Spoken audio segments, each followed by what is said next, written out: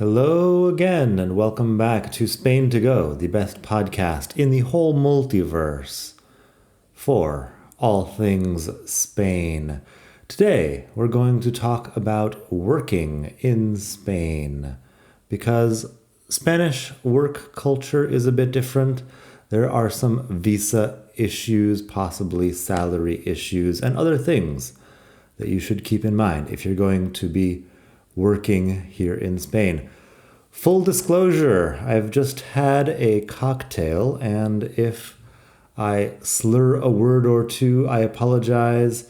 It's 8 p.m. when I'm recording this, but this is the first moment in the day that my house is a bit quiet and I can actually record something, so I am going to do the best I can. So, are you thinking about working in Spain? Well, a lot of people write me asking for advice about moving to Spain and starting a new life.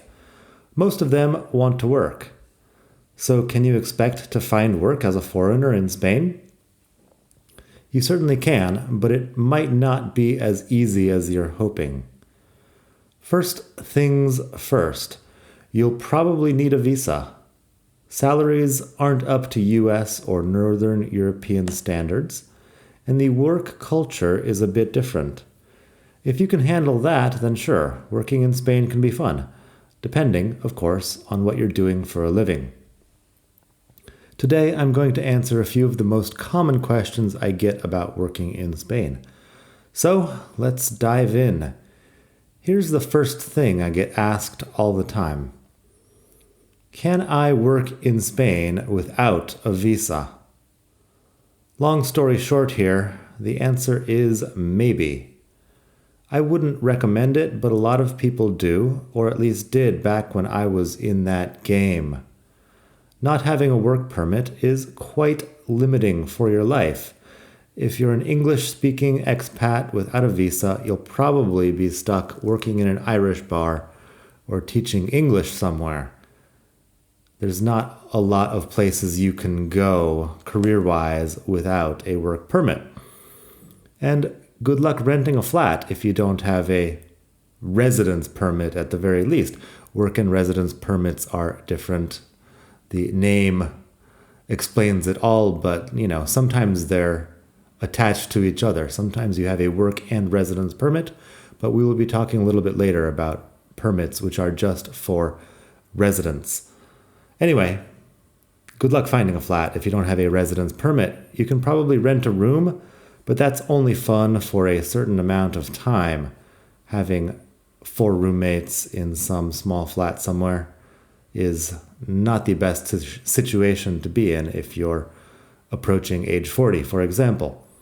Also, without a work permit, you'll be working under the table, getting paid in cash, and worried about inspections from the people at the Ministry of Labor.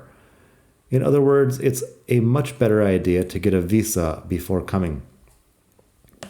These days, a lot of younger people come with the Auxiliares de Conversación program, which makes you legal to work as a teacher's assistant in schools.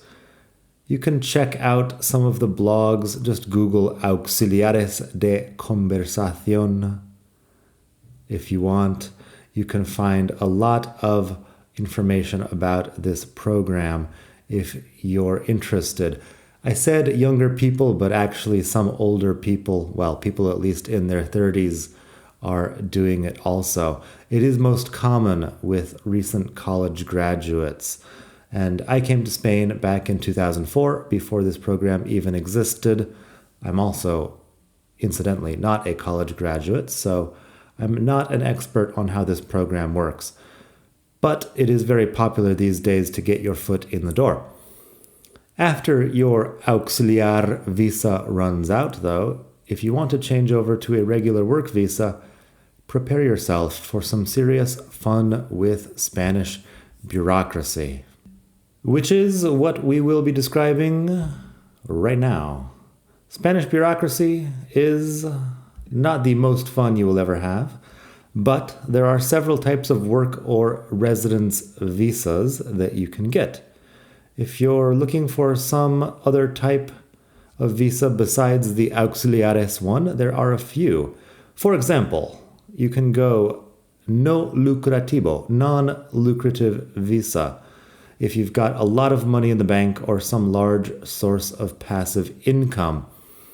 Last I checked, it was something around, I think, $500,000 to buy a house, $3,000, probably euros, not dollars, 3,000 euros a month to have just in passive income, some large bank balance, buying $1 million in Spanish stocks on the Spanish stock market, which I don't necessarily recommend, or $2 million in Spanish government bonds. If you are a multimillionaire and you're reading this, probably just get a better lawyer to explain this to you. You don't need me. However, a lot of people do go non-lucrative. The problem is you can't work for a Spanish company. It's a residence visa only. A lot of people who have one do remote work for companies in other countries. Although this is technically not legal, you probably would have, small or minimal chances of being caught, and a lot of people do it. This is not legal advice. I'm not recommending you do this. I'm saying that some people do, and you should not. So don't do it. Another option, you can get an entrepreneur visa if you're planning on starting a business and potentially employing some Spanish people. I don't know anyone who's actually gotten this one. I think it's pretty difficult. The government occasionally says they're going to make it easier because they want more people starting businesses, but the socialist government tends to be pretty anti-business in general, so they're not really good at passing laws which make business easier. So you do need a business plan that involves hiring some Spanish people and probably some startup capital, possibly some luck. If it becomes easier, then that would be great, because we definitely need more businesses here in Spain. Another option, you can try to get a company to sponsor you for the visa before you come. I think this works better if you're a highly qualified worker of some kind, doing a job that not many Spanish people are qualified to do. My girlfriend Morena came to Spain this way as a PhD student. She was doing nanotechnology, and she was highly qualified in a lab doing sciencey stuff. If you've got a job with a big company that has an office in Spain, they can probably send you over this way. I met a guy a year or so ago who was some sort of executive with Netflix, and Netflix had their office outside Madrid.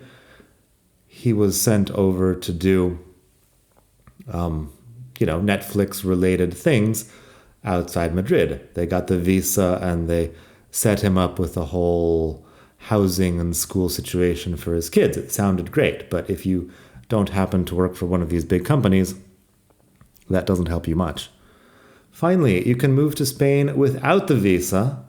You can hang out for a few years and you can apply for arraigo social. Basically, arraigo social is a path to citizenship, as they were calling it back in the US a couple of years ago, a path to citizenship which proves that you've been in the country for 3 years, that you've got a job offer, and that you're sort of integrated in Spanish society in some way. Technically, that's how I got my Spanish visa. It's a long story, but I did come to Spain on a tourist visa. I stayed way too long, and eventually I did this process. This was a long time ago. It's not something I would recommend anyone doing. It was a slow and painful process.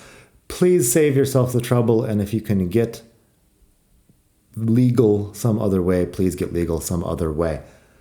Another thing that some people do is they have relations in some European country that makes it a bit easier. I know a guy who was able to get Italian nationality because he had an Italian grandfather.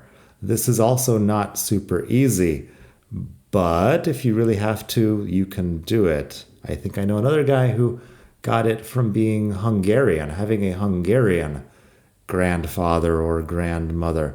In any case, you can do this, but you might have to go to some small town in Hungary, for example, to track down a lot of paperwork proving the existence of this grandfather or grandmother. My Italian American friend ended up traveling around different places of Italy looking for evidence that this family existed. Some of the places, some of the city halls had been, bombed during World War II or something and lost all the records. It was a whole thing. It's not exactly easy, but a lot of people do it. Anyway, you should probably contact a lawyer, consult a lawyer about any and all of these options, because I am not, once again, qualified to answer any legal questions. Please, please, please, please, please find a good lawyer. Pay them $50 to sit down. Spanish lawyers are not that expensive if you just want to go in for an hour-long consultation. Pay them $50. Find out what your different options are. There are also groups on Facebook which occasionally have people who know what they're talking about answering questions. I would not base any really big life decisions on something I heard on Facebook, but if that's what you want to do, go for it and good luck. A couple other things I should mention about getting sponsored by a company. That probably only works if you are with some big company. Big multinationals do it with their employees all the time. But if you're trying to get a job at Bob's Language Academy in Malaga, you're probably not going to have much luck, because Bob needs a teacher for class starting Monday morning. He doesn't want to do a year-long visa process with you. These things can be slow. Bob needs a teacher now. So be patient and don't expect some random language school owner to take you through a whole visa process. Also, I should mention, there is no visa for people who just want to come to Spain. The closest thing is what I did.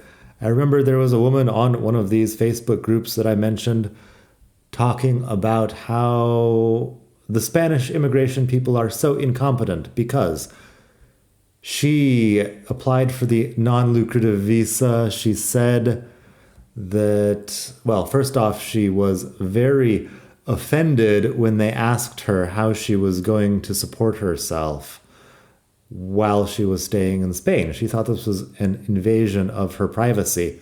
She told the person at the Spanish embassy in New York or whatever, well, I'll just probably get an online job or something if I need money. Her application was rejected, and she decided that this was about Spanish incompetence. In reality, she was just not qualified for the non-lucrative visa. She wanted to live in Spain, but countries have these visas to bring in the kind of people that they want in the country, people who are going to pay taxes and not tax the welfare system, let's say. So there's no massive sense of entitlement visa, and if you're hoping to just get in because you've always dreamed of living in Europe, I don't think it's going to work out for you. You need to be able to prove that you can support yourself in some way that is generally positive for Spanish society.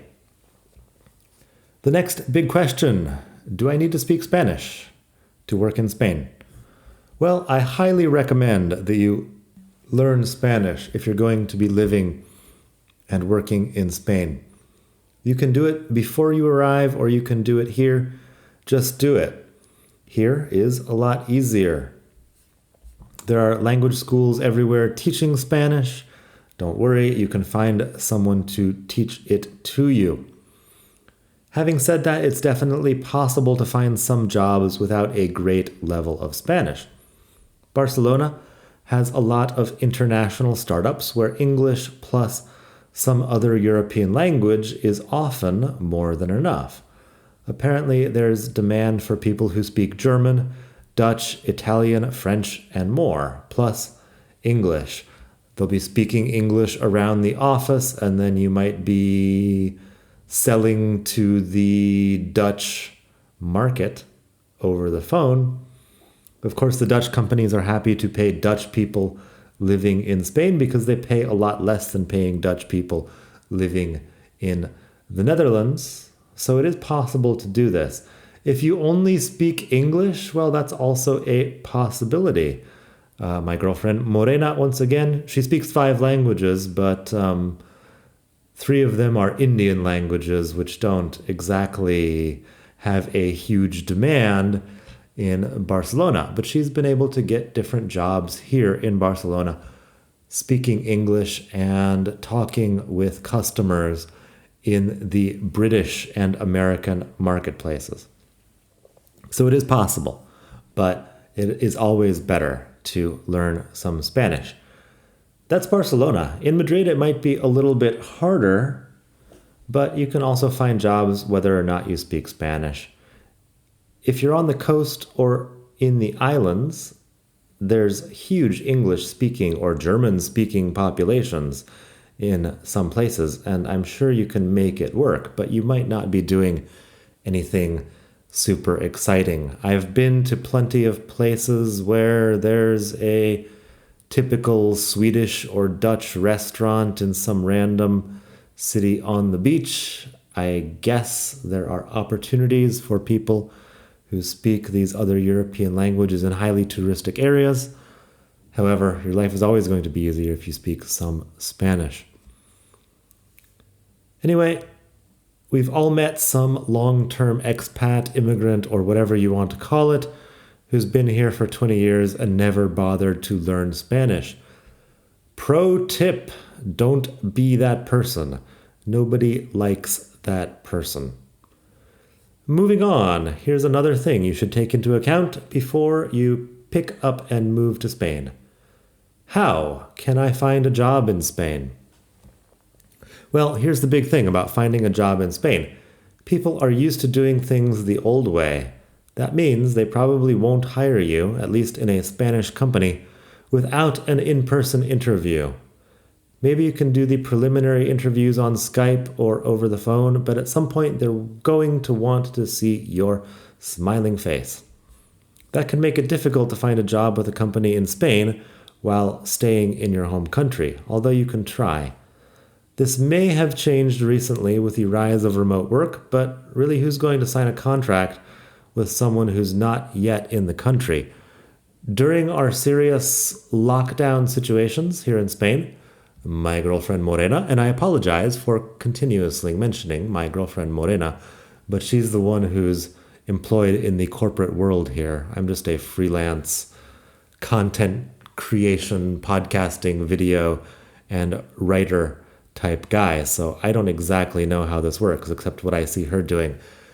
In any case, during the lockdowns, Morena changed jobs twice without actually seeing anyone from these companies. But that was an extreme situation where nobody was allowed to leave the house, and she made it work. Now people are going back to the offices. You might have to actually appear in an office. And also, we should take into account that Morena was in Spain with a Spanish visa when applying for these jobs. She was not saying, "Oh, I'm planning on coming to Spain. Would you like to sponsor my visa?" She was here and ready to start work immediately, which is very different for most companies than the hypothetical "I would like to come to Spain" situation. In any case, let me give you a couple of the biggest websites to kickstart your job search, or at least to get an idea of what the market is like. There's InfoJobs, which is at infojobs.net. You can check that out. There is InfoEmpleo, which is at infoempleo.com. It's pretty much a imitation of InfoJobs, I believe. There's also Indeed.es. Indeed as in yes, indeed. You can check those out for jobs. You can also look a little bit on LinkedIn or check out the expat groups on Facebook. Every major city in Spain and some regions, for example, Canary Islands or Andalusia or Extremadura, they will have their expat groups on Facebook, and they will occasionally have job postings. Also, as I mentioned before, you will probably need some level of Spanish.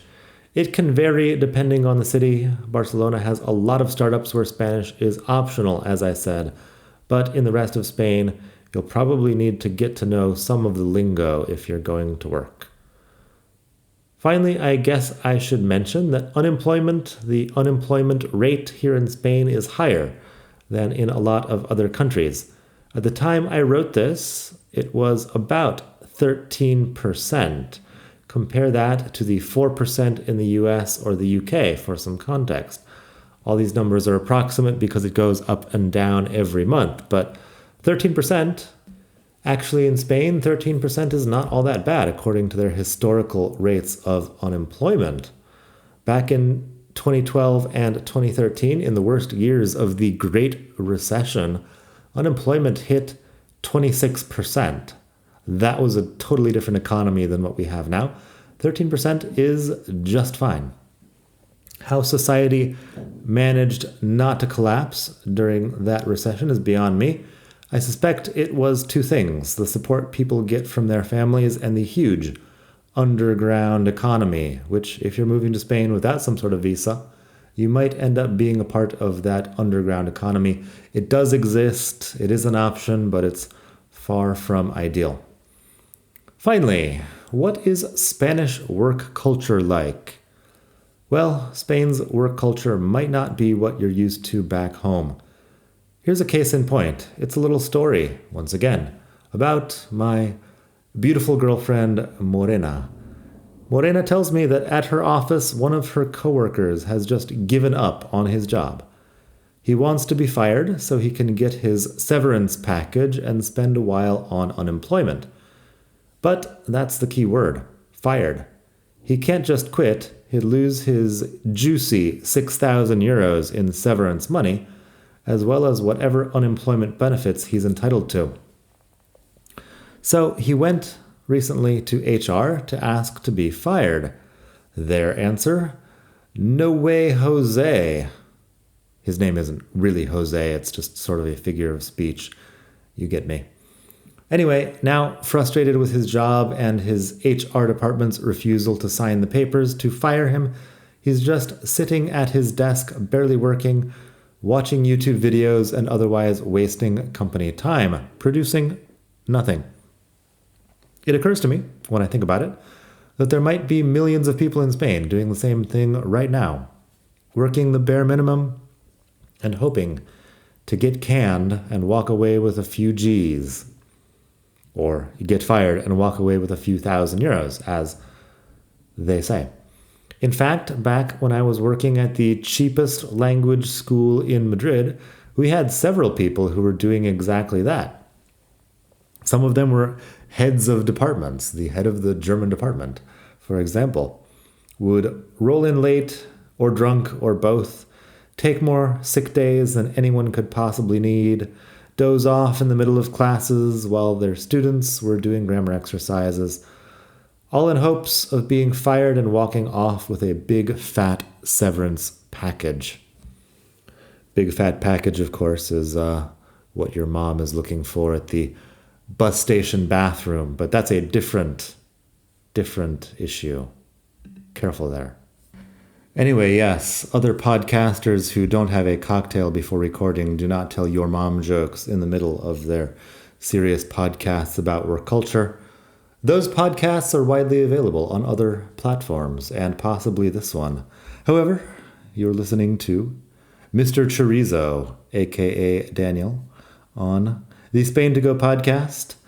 And I would like to mention that some of these people who were drunk or late or taking sick days all the time, they were so lazy, but they had been working for so long that the boss could not afford to fire them. It would have cost the boss 20,000 euros to fire them, and it was only costing, I don't know, 15,000 or 18,000 euros a year to keep them. So they kept them. If every Spanish company has a few workers doing the same thing, and I expect that they do, I'm just guessing it's bad for national productivity as a whole. But hey, that's what European-style labor laws get you. It's really hard to fire people under a lot of circumstances, especially if they've been around for a long time. Therefore, the labor market is a bit tilted towards people who have just been around a long time. The younger people have trouble getting jobs, and the people who have just been around forever and don't feel like doing their jobs anymore are still there and cannot be fired. Actually, I wrote this a couple of years ago, and the situation with this guy who I'm talking about at Morena's company, well, he was fired eventually, and he went back to his country with his severance package. Now, Morena is at another company in which half of her team has gone on sick leave. It's possible that some of them have legitimate reasons, but we more than suspect that most of them just don't particularly like their job or like their boss, because a lot of the healthcare stuff is shut down due to COVID reasons. There's not a huge amount of control, and one can ride out a sick leave for as long as possible with minimal effort and minimal showing up to a health center. Apparently, some people are doing this. Absenteeism is apparently costing Spain a lot of GDP. I've read about it. I've also read that the amount of absenteeism in Spain is less than a lot of other European countries, I should say. European countries. So I'm not sure. It's hard to make these huge generalizations based on the few people I know working in the corporate world. Others tell me that there are bosses who are still using sort of 19th century management techniques that basically amount to, I'm the boss, so you can just shut up and do what I say. This is apparently still a valid form of management in Spain. I'm the boss, so shut up. This is all anecdotal, but I've heard this from a lot of different Spanish people. They have not discovered touchy-feely, empathetic management here yet, so it could be a bit harsh. In any case, those are traditional Spanish companies a lot of the time, and your more international companies and startups will have more sensitive ways of dealing with their employees. I'm sure it's not all bad, but work culture can be different. So, is working in Spain a good idea? Maybe. I haven't really mentioned the salaries you earn from working in Spain much because it varies a lot. In any case, they're probably lower than what you're used to if you're coming from the US, the UK, or something similar in the North or Central Europe. If you have a lot of student loans back home, it can be tough to pay them off, while simultaneously renting a flat or room and feeding yourself in Madrid or Barcelona. A lot of people I knew back in the day when I was a teacher, they lasted in Madrid for 6 months or a year before these student loans caught up with them, and they just had to go back because if you've got $40,000 in student loans and you're earning $1,200 a month, you're just not going to get anywhere. If you live in a smaller city, your cost of living will be much lower, but so will your salary. So it's possibly just a wash in the end. On the other hand, if you keep your expenses under control, life in basically any Spanish city is pretty great. You'll be eating good food, enjoying beautiful weather, and paying very little to drink some of the world's best wine. I am secretly convinced that if people earning $80,000 a year in London or New York knew about the lifestyle they could get on 20,000 or less in Spain, they would jump on the next flight over here, give up their high-paid jobs, and just live in Spain. I'm actually secretly convinced of this because many people have told me this after moving from London or New York to Spain, earning a small fraction of what they were earning before and being very happy with it. So please, if your dream is to leave it all behind and come work in Spain, go for it. Where there's a will, there's a way. It just might be pretty different than what you're used to back home. And for some of us, that is a very good thing. In any case, have fun. I hope you've enjoyed this episode of the Spain to Go podcast. Please subscribe. Leave me a review. Check out my blog, expatmadrid.com, where I talk about all kinds of Spain-related issues. Most of the things on the blog do not make it to the podcast because, writing is my jam. Talking to the microphone is something I do to be on other platforms, but it's not quite as exciting for me as just the writing process. So, expatmadrid.com for that. And feel free to leave me a comment there or to send me a message via the contact form or any of the other ways you can get in touch with me. I'm happy to hear from you and to hear what you would like to know about Spain. I live for the audience and the audience's needs vis-a-vis Spain. Anyway, hope you're having a great day whenever or wherever you are in the world. And until next time, keep it Spanish. Bye.